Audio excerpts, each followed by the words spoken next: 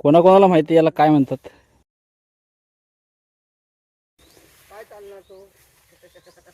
हे जे आपल्या ठिकाणी कोकणात आमच्याकडे कुवाला म्हणतात याला. आणि याच्यावर ह्या सुकलं हे त्यानंतर ह्याची खाज उठते खतरनाक. ते वरती पण ते केस असतात, त्याची खाज उठते भरपूर. पण त्याच्या आतल्या ज्या बिया आहेत ना, ते आयुर्वेदिक बिया आहेत. पण हे आता हे मोठं झालं ना, चिंचसारखं असतात. चिंचसारखं असतात. हा, त्याच्या त्याला हात लावायची अशी खाज नाही उठत. जीव जायला येतो. विंचू लागला ना, ते कुवाल्याची बी असते ना, त्याची चिपून ठेवायची त्या जागेवर. हा बोल, ऐकलंस का? आता मम्मी बोलली ना, तो आयुर्वेदिक त्याचा ही आहे. आता एक्झाम्पल, एखाद्याला विंचू चावला, पहिल्या ठिकाणी पहिल्या लोकांना माहित होता, कुवाल्याची बी लावायचं ना इचड्याच्या जागी, अशी उगलायची आणि चेपायची त्याच्यावर.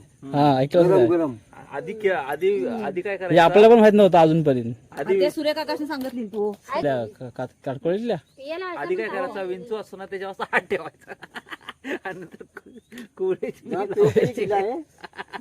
त्याला काय शिजतं. आणि ह्याला याचा चिंचसारखं झालं की ह्याला असे हात लावायचे. तर याचे मेडिसिनल जे फायदे आहेत ना, ते सुद्धा खूप आहेत.